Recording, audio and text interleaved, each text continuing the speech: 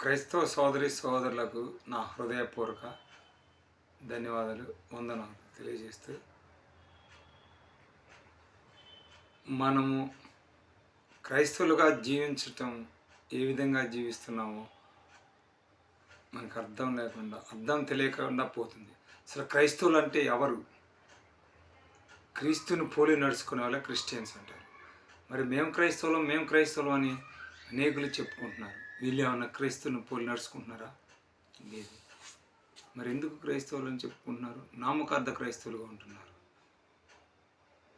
వారం చర్చికి పోతూనే ఉన్నారు, వాక్యాలు వింటూనే ఉన్నారు. మరి అనేక సంగతులు తెలుసుకుంటున్నారు, బైబిల్లో సత్యాలు తెలుసుకుంటూనే ఉన్నారు. ఇటు వింటున్నారు, ఇటు వదిలేస్తున్నారు. ఒక చెవి వింటున్నారు, ఒక చెవి. ఎందుకు ఇలా జరుగుతుంది? లోకాశలు లొంగుతున్నారు. ఈ లోక విరోధి, క్రీస్తుకు విరోధి, లోకాధికారి మనుషులను మబ్బు పూస్తున్నాడు. సెల్ ఫోన్లతో సొల్లు కబుర్లు పెట్టడము, టీవీలలో చూడటం, ఛానల్స్, సీరియళ్ళు, సినిమాలు వగైరా దేవుని యందు భయభక్తి లేకుండా బొత్తిగా ఫోన్లకు కనెక్ట్ అయిపోతున్నారు, టీవీలకి కనెక్ట్ అయిపోతున్నారు. అయ్యో, దైవజనుడు చెప్పిన వాక్యాన్ని నిర్లక్ష్యం చేస్తూ వాక్యానుసారంగా జీవించకుండా క్రీస్తులు అని ఎలా చెప్పుకుంటున్నారు? కాదు, నామకార్థ క్రైస్తవం.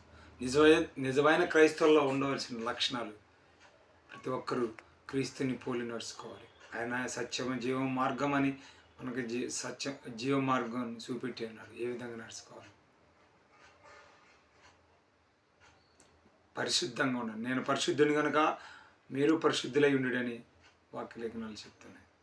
మరి ఏ విధంగా పరిశుద్ధులు? ఆయన రక్తంలో కడగబడితే కానీ మనము పరిశుద్ధంగా జీవించాలి. వాక్యములో కడగబడాలి. ఆ వాక్యం మన హృదయలో పోవాలి. మనలో ఉన్న చెదారంతా బయటికి పోవాలి. అప్పుడే మనం దేవుని వాక్యాన్ని హృదయలో నింపుకుంటే నిజమైన క్రైస్తవులుగా తిరుగుతుంది. మన నోట నుండి వచ్చే దేవుని మాటలు రావాలి. పాపపు మాటలు కాదు, ముచ్చలమ్మ ముట్టలు కాదు, సొల్లు కబుర్లు కాదు, సెల్లులు. అయ్యో, ప్రతి ఒక్కరూ నాయన ఒకరిపై ఒకరు చెప్పుకోరు. క్రిస్టియన్సే వాళ్ళు పైకి ఎదుగుతున్నారు. వీళ్ళు పైకి ఆత్మతో నడిపించే వాళ్ళు నడిపిస్తూనే ఉన్నారు. దేవుడు నడిపిస్తూనే ఉన్నారు. కానీ ఆత్మ నడిపింపు లేని వాళ్ళు ఎందరో ఇక్కడ ఆగిపోతున్నారు. పైకి వెళ్తున్న వాళ్ళకి వైపు చూస్తూ వాళ్ళని ఎలా కింద పడేయాలని చూస్తున్నారు. కింద పైకి వెళ్ళి వాళ్ళని లాగడం సాధ్యమా? సాధ్యం కాదు. వీళ్ళు ఇక్కడే కింద పడిపోతూ ఉంటారు. ఇలా ప్రయత్నాలు చేస్తారు. వీళ్ళు ఇక్కడే ఆగిపోతారు, వాళ్ళు పైకి ఎదుగుతూనే ఉంటారు దేవుని అద్దెకన్నా.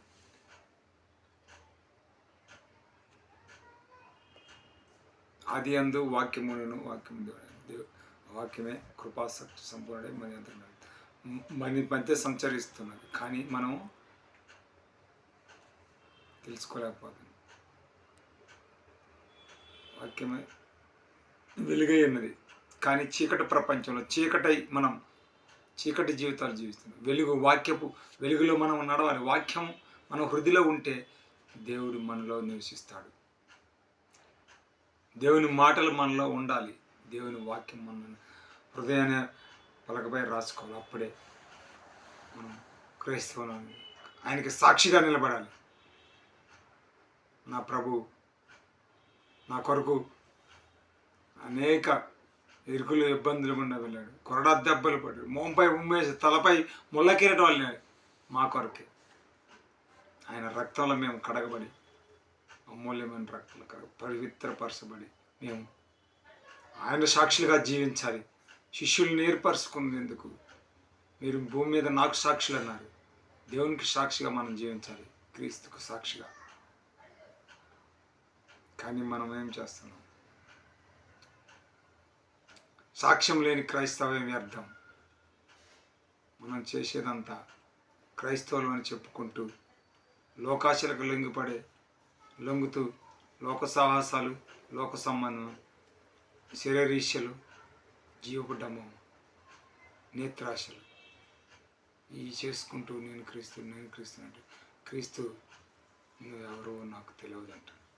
అనేకులు బోధకులు కూడా అలాగే తయారయ్యారు. ఉదాహరణకు బ్రదర్ సతీష్ కుమార్ గారు ఖచ్చితమైన సేవ, బైబిల్లో ఉన్నట్టుగా వాక్యానుసారంగా అనేకులని కలవరి సైనికులుగా, శిలో సైనికులుగా తయారు చేసి సేవ, ఎన్నో సంఘాలు కడుతూ, అనేక కుటుంబాలు కడుతూ, దేవుడు ఇచ్చిన పిలుపు మేరకు అనేకుల కుటుంబాలను రక్షణ మార్గంలో నడిపిస్తున్నారు. ఇక చచ్చిపోతే బాగుండదు అన్న వాళ్ళు కూడా బ్రతుకుతూ ఉన్నారు. ఆ వాక్యమును విని లేదా ఒక పాటను, ఆ సాక్ష్యం వినో ఏదో ఒకటి వాళ్ళ హృదయానికి తడుతుంది. అలాంటి బోధ, ఆత్మలు సంపాదించాలనే బోధ చెప్పకపోగా మరలా పైగా ఆ యొక్క బ్రదర్పై ఎన్నో అపనిందలు, చేదుకాయలు కోసేస్తున్నారు. అవమానాలు, కామెంట్లు, లేదంటే కేసులు ఎన్నో జరుగుతున్నాయి. ఎందుకు ఇలా? అది ఎవరో కాదు, మనలోనే ఉన్నారు. క్రిస్టియన్స్లోనే పాస్టర్స్ అని చెప్పుకునే వాళ్ళే. ఎందుకు ఇలా జరుగుతుంది? ఇలా చేస్తే క్రిస్టియన్స్ అంటారా? క్రీస్తు ఏం చెప్పాడు, మనకి నేర్పించాడు. ఆయన ప్రేమను, మనం ఎంతో జాలిని, ప్రేమను, కరుణను చూపించాడు, క్షమించాడు. ఎదటోని క్షమించలేనప్పుడు నువ్వు నన్ను ఎవరితో క్షమించాలి, ప్రేమించాలి. నిన్ను వల్ల నీ ఇరుగు పొరుగు అని ప్రేమించమని ఉంది. నీ ఎదట వారిని ప్రేమించలేకపోతే, ఇంటిలోనే నీవు ప్రేమించలేకపోతే నన్నేం ప్రేమిస్తావని దేవుడు ప్రశ్నిస్తాడు. అలా చేయలేకపోతే, మనం క్షమించలేని గుణం లేకపోతే మనకు దగ్గర, మనం క్రైస్తవులం కాదు. క్షమించాలి, ప్రేమించాలి. ఆత్మీయులలో ఉండాల్సిన లక్షణాలు 9 లక్షణాలు: ప్రేమ, సంతోషము, సమాధానం, దీర్ఘశాంతం, మంచితనము, విశ్వాసము, సాత్వికము, అశానిగ్రహం అనేకమైన మనలో ఉండాలి. ఆత్మ ఫలాలు ఫలించాలి. మనం ఫలించేది ఏంటి? లోకకు సంబంధించింది అల్లరితో కూడిన ఆటపాటలు, చిందులు, విందులు, వినోదాలు. ఒక పక్క చర్చికి పోయి రావడం, మరొక పక్క బీర్లు, బార్లు. ఏంటిది?